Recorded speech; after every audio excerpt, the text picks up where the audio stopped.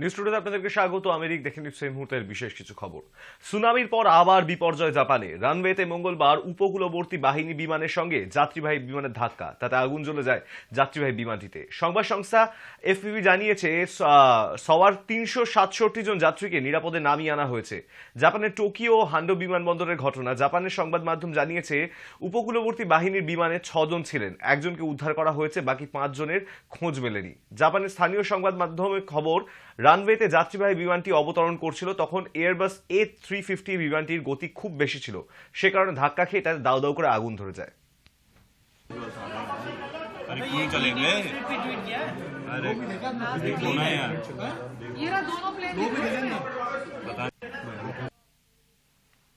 জনসংযোগের কাজে রাস্তায় নামলো বঙ্গ বিজেপি। আগামী 22 তারিখ রাম মন্দির উদ্বোধন উপলক্ষে বাড়িতে দীপ জ্বালানো সহ অযোধ্যায় যাওয়ার আমন্ত্রণ জানিয়ে বাড়ি বাড়ি প্রসাদী চাল এবং নিমন্ত্রণ পত্র দেয়া হলো উত্তর কলকাতা সাংগঠনিক জেলা বিজেপির উদ্যোগে।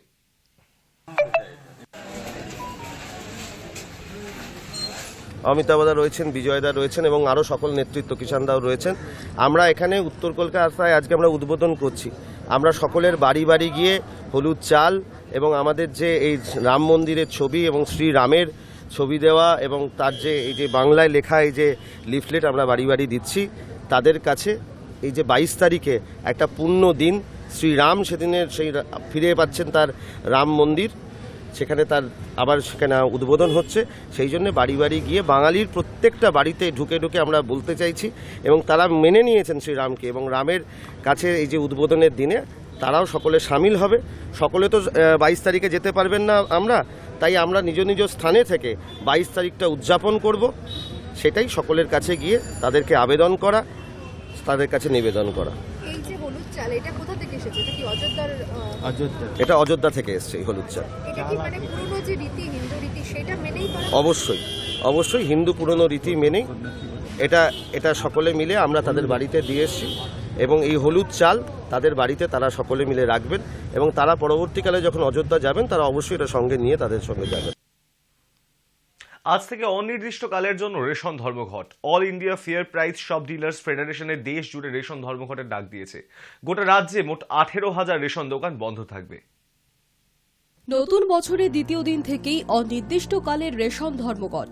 দেশ জুড়ে রেশন ধর্মঘটের ডাক দিল all India fair price shop owners federation.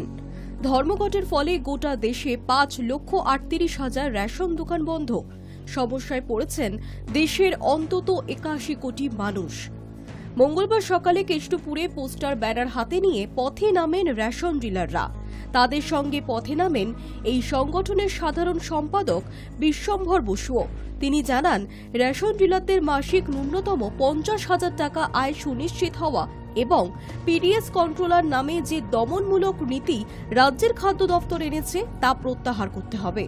আমাদের মূল দাবি হলো যে আমরা সৎভাবে মাথা উঁচু করে মানুষকে তাদের বরাদ্দ রেশন প্রতি মাসে সময় মতো তুলে দিতে চাই। তার জন্যে আমাদের পারিশ্রমিক দরকার। সেই পারিশ্রমিক কেন্দ্র বা রাজ্য সরকার দিচ্ছে না। আমাদের ন্যূনতম মাসিক আয় 50,000 টাকা দাবি, রেশন ব্যবস্থায় বরাদ্দ বাড়াবার দাবি এবং এই সেপ্টেম্বর মাস থেকে রাজ্যের খাদ্য দপ্তর পিডিএস কন্ট্রোলারের নামে যে আদেশনামা জারি করেছে সেই আদেশনামা প্রত্যাহারের দাবিতে এবং উন্নত মানের চাল গম সরবরাহের দাবিতে আমাদের এই বন্ধ আজ থেকে অনির্দিষ্টকালের বন্ধ শুরু হয়েছে। ইতিমধ্যে কেন্দ্রীয় অর্থমন্ত্রী কেন্দ্রের খাদ্যমন্ত্রীকে চিঠি দিয়ে জানিয়েছেন, তার কপি আমাকেও পাঠিয়েছেন আমাদের সাথে আমাদের দাবি নিয়ে বসার জন্য। এখনও খাদ্য দপ্তর থেকে কোনো চিঠি, কোনো মিটিংয়ের ডেট আমরা পাইনি। যদিও গত শুক্রবার যখন আমরা ধর্ণা দিচ্ছিলাম সেই সময় আমাদের রাজ্য খাদ্য দপ্তর থেকে ডেকে পাঠানো হয়েছিল। খাদ্য দপ্তরের special secretary, joint secretary, director rationing এবং ডেপুটি ডাইরেক্টররা তার আলোচনায় বসেছিলেন, কিন্তু মূল যে জায়গাগুলো সেই জায়গাগুলো নিয়ে কোনো সদর্থক ভূমিকা তারা আসতে পারেনি। যার জন্যে আমরা বন্ধে নামতে বাধ্য হয়েছি। এই বন্ধের ফলে দেশের 80,35,00,000 মানুষ এবং রাজ্যের 8,80,00,000 মানুষ যারা খাদ্যসাথী প্রকল্পে অন্তর্ভুক্ত আছেন, তাদের কোনোভাবেই আমরা রেশন থেকে বঞ্চিত হতে দেবো না। আন্দোলন প্রত্যাহার হওয়ার পরে সেই তাদের প্রাপ্য মাল আমরা তাদের হাতে তুলে দেবো, এটা আমরা অঙ্গীকারবদ্ধ। উল্লেখ্য, এর আগে বিভিন্ন সময় বহু রেশন ডিলারদের বিরুদ্ধে রেশনে কারচুপির অভিযোগ উঠেছে। বরাদ্দ অনুযায়ী রেশন মিলছে না বলে অভিযোগ করেছেন গ্রাহকরা। এই অভিযোগ মেটাতে আইরিশ স্ক্যানারে গ্রাহকদের পরিচয় যাচাইয়ের কাজ শুরু হয়ে গিয়েছে রেশন দোকানগুলিতে। রেশন তোলার ক্ষেত্রে বায়োমেট্রিকের প্রয়োজনে আধার কার্ড নম্বর আপডেট করার পাশাপাশি হাতের আঙুলের ছাপ মিলিয়ে নেবার কাজ শুরু করেছে খাদ্য দফতর। তাতেও সমস্যা মিটছিল না। হাতের আঙুলের ছাপ না মেলাতে পারায় গ্রাহকের পরিচিতি নিয়ে সমস্যা হচ্ছে। রেশন ডিলারদের দাবি, খাদ্যশস্য নষ্ট কমাতে এফসিআই থেকে চটের বস্তায় খাদ্যশস্য দিতে হবে। দাবি না মানা পর্যন্ত অনির্দিষ্টকালের জন্য ধর্মঘট চলবে বলেই জানিয়েছেন রেশন ডিলাররা।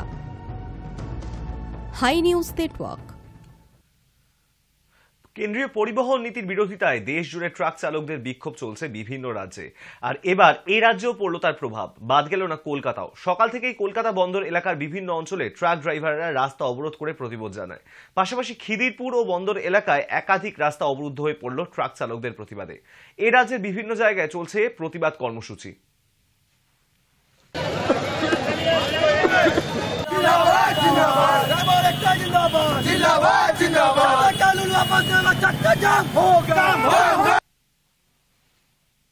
ফের কলকাতা হাইকোর্টের দ্বারস্থ শুভেন্দু অধিকারী। নেতাই গণহত্যায় মৃতদেহের স্মরণ সভায় যোগ দেবেন শুভেন্দু। গত বছর কলকাতা হাইকোর্টের নির্দেশ থাকার পরেও হয়রানি করেছিল পুলিশ, অভিযোগ তাই এই বছর আগেই আদালতের নির্দেশ চেয়ে আদালতে দ্বারস্থ হলেন রাজ্যের বিরোধী দলনেতা।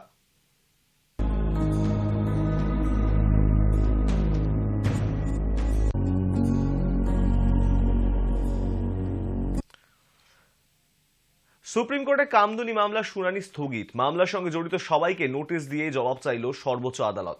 কামদুনিতে মৃতার পরিবারের পক্ষ থেকে রাজ্য এবং 8 অভিযুক্তের বিরুদ্ধে সুপ্রিম কোর্টে আবেদন করা হয়েছিল। কামদুনি মামলায় সুবিচার চেয়ে দিল্লি গিয়েছিলেন মৃতার পরিবার থেকে প্রতিবাদীরা। মঙ্গলবার সেই মামলার শুনানি ছিল, কিন্তু শুনানি স্থগিত হয়ে গেল আপাতত।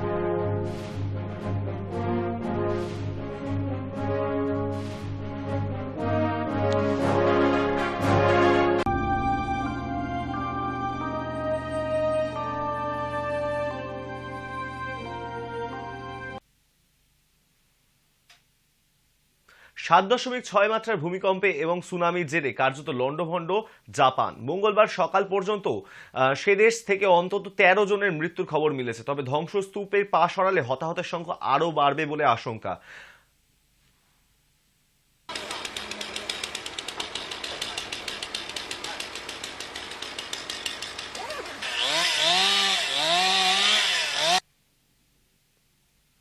অবশেষে বেছে নেওয়া হলো রাম মন্দিরের রামলালার মূর্তিকে। 3 শিল্পীর মধ্যে মন্দিরে স্থান পাবেন কর্ণাটকের প্রতিভাবান ভাস্কর অরুণ যোগীরাজের তৈরি মূর্তি। সোমবার শিল্পীর নাম জানালেন বিজেপি নেতা তথা কর্ণাটকের প্রাক্তন মুখ্যমন্ত্রী। এক্স হ্যান্ডেলের শিল্পীর নাম উল্লেখ করে তিনি লেখেন, রাম মন্দিরের শোভা পাবে মৈসুরু শিল্পী অরুণ যোগীরাজের তৈরি রামলালার মূর্তি।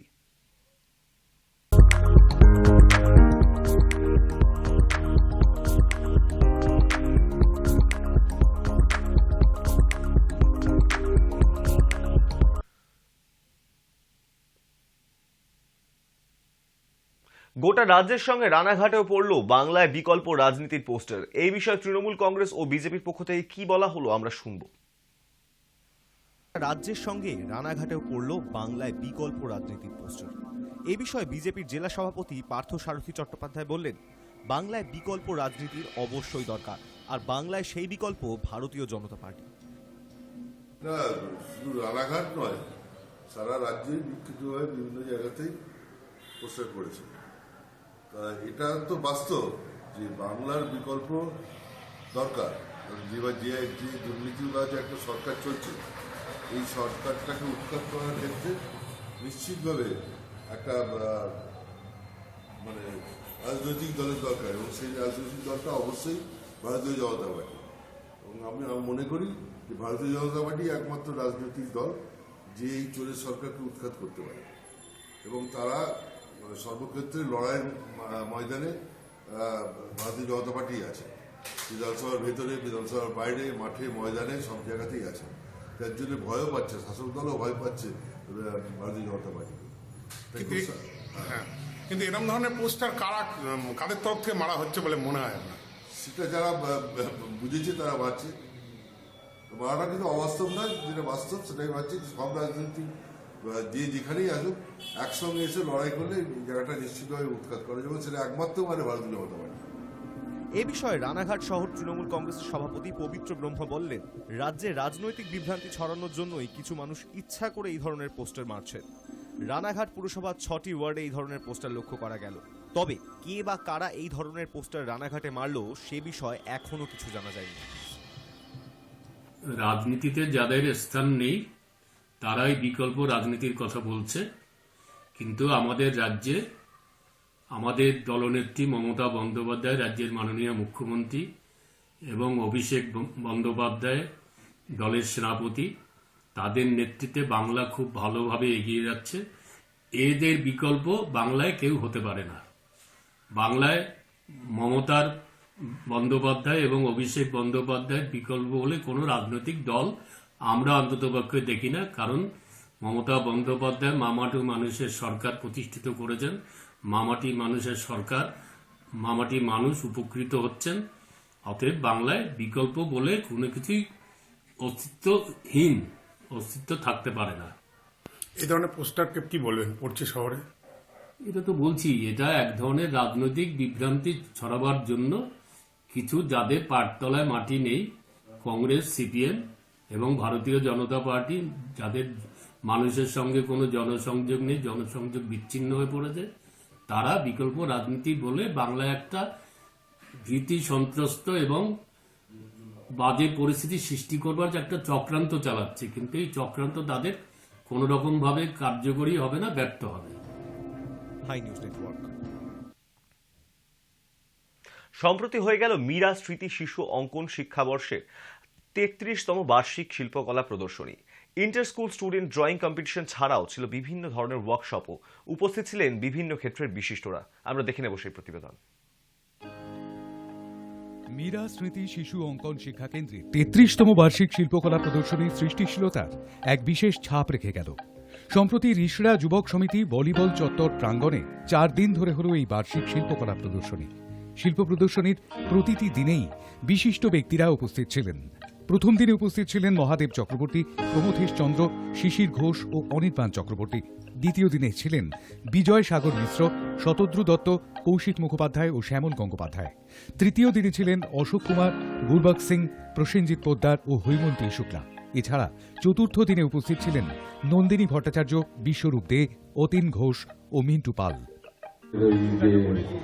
প্রদর্শনী কক্ষে 1000 চিত্র প্রদর্শিত হয়েছে। মীরা স্মৃতি শিশু অঙ্কন শিক্ষা কেন্দ্রের এই শিল্পকলা প্রদর্শনীর অন্যতম আকর্ষণ ছিল inter school student drawing competition, যা হয়ে উঠেছিল ঘরোয়া অথচ প্রতিযোগিতামূলক পরিবেশে উদীয়মান প্রতিভাদের শৈল্পিক দক্ষতা প্রদর্শনীর একটি মাধ্যম। এছাড়াও ছিল বিভিন্ন ধরনের ওয়ার্কশপ, যেমন পুরুলিয়ার বিখ্যাত শিল্পী দিলীপ সূত্রধরের একটি মুখোশ ওয়ার্কশপ। এছাড়া শিল্পী কুণ্ডুর পরিচালনায় পনির টিক্কা, পনির বাটার মশালা ও চিকেন কারি ওয়ার্কশপ, একটি টাই অ্যান্ড ডাই ওয়ার্কশপ, একটি পেপার কুইলিং ওয়ার্কশপ। এছাড়া শিল্পী বুদ্ধদেব কুম্ভকারের একটি ক্লে মডেলিং ওয়ার্কশপ। এছাড়াও ছিল ফান উইথ কালার কন্টেস্ট, আন্তর্জাতিক শিল্প প্রতিযোগিতা এবং সাংস্কৃতিক অনুষ্ঠান। যারা এই মুহূর্তে আমাদের কিন্ডারগার্টেন থেকে দ্বাদশ শ্রেণীর শিক্ষার্থীদের এই শিল্প প্রতিযোগিতায় অংশগ্রহণের জন্য আমন্ত্রণ জানানো হয়েছিল।